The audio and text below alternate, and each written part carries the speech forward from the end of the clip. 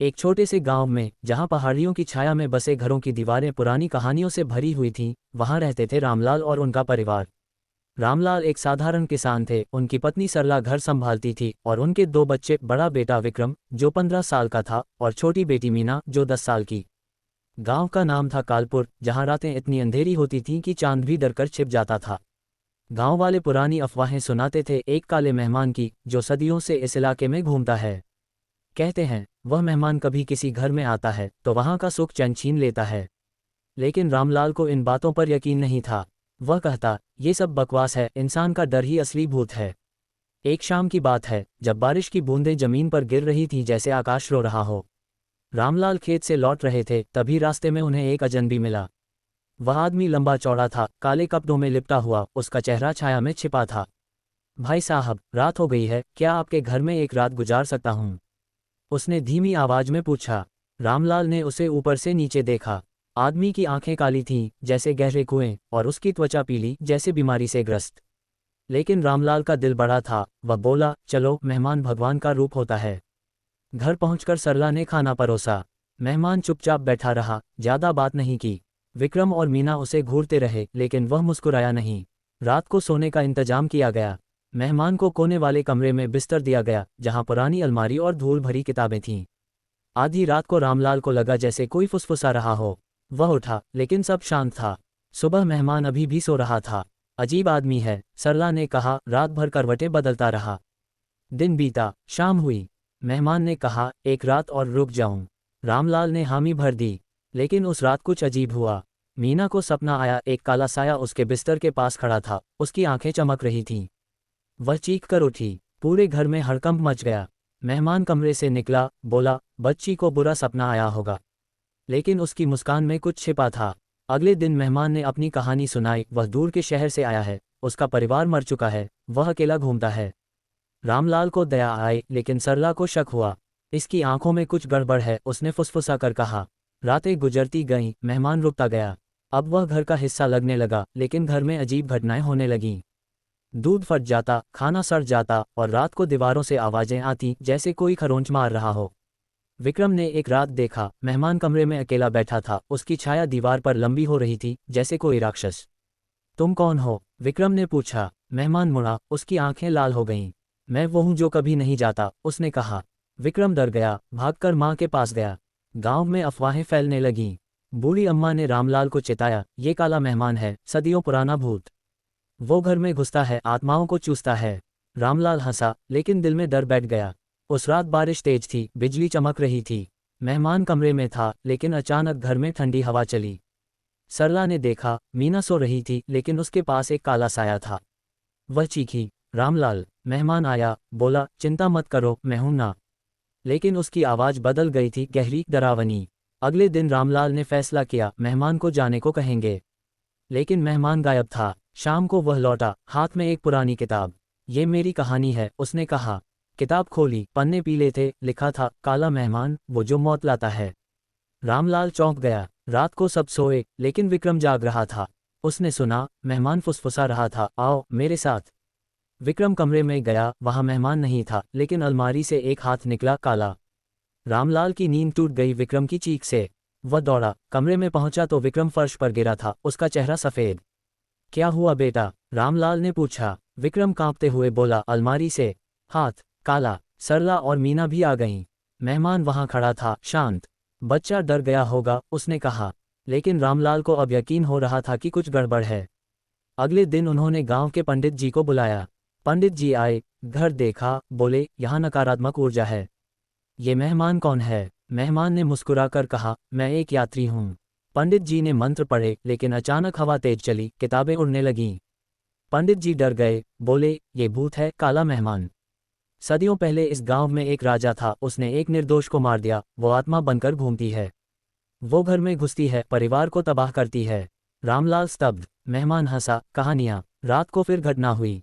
सरला रसोई में थी, अचानक बर्तन गिरने लगे। वह मुड़ी तो मेहमान वहां था, लेकिन उसका चेहरा बदल रहा था, आंखें बाहर निकल रही थीं, दांत नुकीले। वह चीखी। रामलाल आया, लेकिन मेहमान सामान्य हो गया। तुम्हें भ्रम हुआ, उसने कहा। लेकिन अब घर में डर का माहौल था। मीना बीमार पड़ गई, उसकी आंखें सुस्त, जैसे जीवन चूस लिया हो। विक्रम ने सपने में देखा मेहमान उसे बुला रहा है, आ मेरे साथ अमर हो जा। रामलाल ने फैसला किया गांव वालों से मदद मांगेंगे, लेकिन गांव वाले डरते थे, कोई नहीं आया। एक बूढ़ा आदमी आया, बोला काले मेहमान को निकालने का तरीका है, उसकी कहानी जानो। वो किताब पढ़ो। रामलाल ने किताब खोली, लिखा था राजा ने एक गरीब को मारकर उसका घर छीन लिया, गरीब की आत्मा श्राप बन गई। वो मेहमान बनकर आती है, घर में रहती है, धीरे धीरे सबको मारती है। रामलाल डर गया। रात को मेहमान ने कहा मैं जा रहा हूँ, लेकिन जैसे ही वह दरवाजे पर पहुंचा, दरवाजा बंद हो गया। हवा चली, मेहमान का रूप बदल गया, काला साया, लंबे नाखून।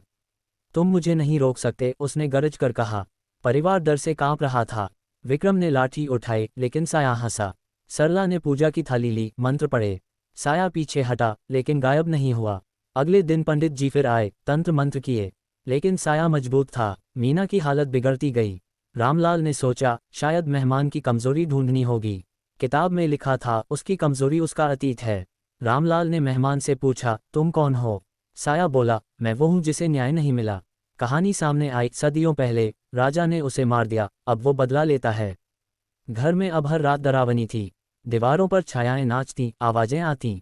विक्रम ने एक रात साया देखा, वो मीना के पास था, उसकी आत्मा चूस रहा था। वह चीखा, लाठी मारी। साया चिल्लाया। सरला ने आग जलाकर रखी, साया आग से डरता था, लेकिन वो वापस आता। रामलाल ने गांव के बाहर मंदिर में जाकर प्रार्थना की। वहां एक साधु मिले, बोले काले मेहमान को निकालने के लिए बलिदान चाहिए। साधु की बात सुनकर रामलाल घर लौटा। बलिदान, क्या मतलब? साधु ने कहा तुम्हें अपनी सबसे प्यारी चीज देनी होगी। रामलाल सोच में पड़ गया। घर पहुंचा तो मीना बेहोश थी, विक्रम रो रहा था। सरला बोली कुछ करो, ये साया हमें मार डालेगा। मेहमान अब खुलकर साया बन चुका था, दिन में छिपता, रात में हमला करता। घर की दीवारें काली पड़ गईं, जैसे जहर घुल गया हो। रामलाल ने किताब फिर पढ़ी। लिखा था साया को न्याय दो तो वो जाता है, लेकिन न्याय कैसे? राजा का महल अब खंडहर था, गांव के बाहर। रामलाल वहां गया। खंडहर में पुरानी मूर्तियां, टूटी दीवारें। वहां एक कुआं था जहां गरीब को फेंका गया था। रामलाल ने कुएं में झांका, अंधेरा। अचानक हवा चली, साया प्रकट हुआ। तुम यहाँ क्यों? साया गरजा। रामलाल बोला न्याय के लिए। बताओ क्या चाहते हो? साया हंसा, राजा का खून। रामलाल समझ गया गांव में राजा के वंशज हैं, लेकिन वो निर्दोष हैं। वह घर लौटा, पंडित जी को बताया। पंडित जी बोले श्राप तोड़ो, पूजा करो। रात को पूजा शुरू हुई। घर में घी का दीपक, मंत्र। साया आया, चिल्लाया, लेकिन मंत्र से पीछे हटा। मीना की आंखें खुली, लेकिन कमजोर। विक्रम ने देखा साया अलमारी में छिपा है। उसने आग लगाने की कोशिश की, लेकिन साया ने उसे धक्का दिया। विक्रम गिरा, सिर से खून। सरला चीखी। रामलाल ने लाठी उठाई, साया पर वार किया। साया गायब हुआ, लेकिन घर हिलने लगा। छत से प्लास्टर गिरा। परिवार बाहर भागा। बारिश हो रही थी, बिजली कड़क रही थी। साया बाहर आया, बड़ा हो गया जैसे बादल। तुम नहीं बचोगे, वो बोला। रामलाल ने साधु को याद किया, बलिदान। उसने सोचा शायद खुद को बलिदान दूं। लेकिन परिवार। अगले दिन गांव वाले इकट्ठा हुए, डरते डरते। पंडित जी ने बड़ा यज्ञ किया। आग जल रही थी, मंत्र गूंज रहे थे। साया आया, आग में कूदने की कोशिश की, लेकिन जल गया। चीखें गूंजी, लेकिन साया कमजोर नहीं हुआ। मीना अब बोलने लगी, पापा वो मुझे बुला रहा है। रामलाल रो पड़ा। उसने खंडहर जाकर कुएं में फूल डाले, प्रार्थना की, क्षमा करो, न्याय हो। रात को साया फिर आया, लेकिन अब उसकी कहानी सुनाई। मैं गरीब था, राजा ने मुझे मारा। मेरा परिवार भूखा मरा, अब मैं बदला लेता हूँ। रामलाल बोला हम निर्दोष हैं। साया बोला तुम्हारा घर उसी जमीन पर है। रामलाल चौंक गया। घर राजा की जमीन पर था। अब समझ आया। विक्रम ने योजना बनाई, साया को खंडहर ले जाएंगे। रात को वो मेहमान बनकर साया को बुलाया। साया आया। परिवार खंडहर गया। वहां कुएं के पास पूजा। साया चिल्लाया नहीं, लेकिन मंत्र से बंध गया। पंडित जी ने अंतिम मंत्र पढ़ा, साया कुएं में गिरा। चीखें, फिर शांति। लेकिन सुबह मीना गायब थी। मीना के गायब होने से घर में मातम छा गया। रामलाल पागलों की तरह खोजता रहा, गांव, जंगल, खंडहर। सरला रो रो कर बीमार। विक्रम दोषी महसूस करता, मैंने योजना बनाई थी। पंडित जी बोले साया गया नहीं, मीना को ले गया। रामलाल ने पूछा कैसे बचाएं? पंडित जी ने कहा साया की दुनिया में जाओ, आत्माओं की दुनिया। रामलाल ने साधु से मदद मांगी। साधु ने एक ताबीज दिया, ये तुम्हें बचाएगा। अमावस्या की रात जाओ खंडहर। अमावस्या आए, अंधेरी रात। रामलाल और विक्रम खंडहर गए। कुएं के पास बैठे, मंत्र पढ़े। अचानक हवा चली, कुआं चमका। वो कूद गए। अंदर एक अजीब दुनिया, काले पेड़, धुंध। मीना वहां थी, साय से घिरी। साया बोला, वो मेरी है अब। रामलाल ने ताबीज दिखाया, साया पीछे हटा। विक्रम ने मीना को पकड़ा, लेकिन साय के साथी आए और आत्माएं। लड़ाई हुई। रामलाल ने मंत्र पढ़े, आत्माएं भागीं। साया गरजा, तुम्हें छोड़ूंगा नहीं। लेकिन ताबीज की शक्ति से साया जलने लगा। मीना को लेकर वो बाहर निकले। सुबह घर पहुंचे, मीना होश में आई। लेकिन साया लौटा, अब घर में नहीं, सपनों में आता। सरला को सपना, मीना को, विक्रम को। रामलाल ने फैसला किया, घर छोड़ेंगे। लेकिन साया बोला, कहीं नहीं जाओगे। गांव वालों ने मदद की, बड़ा यज्ञ। आग में साया की तस्वीर जलाई। चीखें गूंजीं। शांति हुई। शांति आई, लेकिन डर रहा। परिवार शहर चला गया। साया की कहानी गांव में बची। रामलाल ने सीखा, मेहमान को पहचानो। मीना ठीक हुई, लेकिन कभी कभी काली छाया देखती। अंत में न्याय मिला, साया चला गया।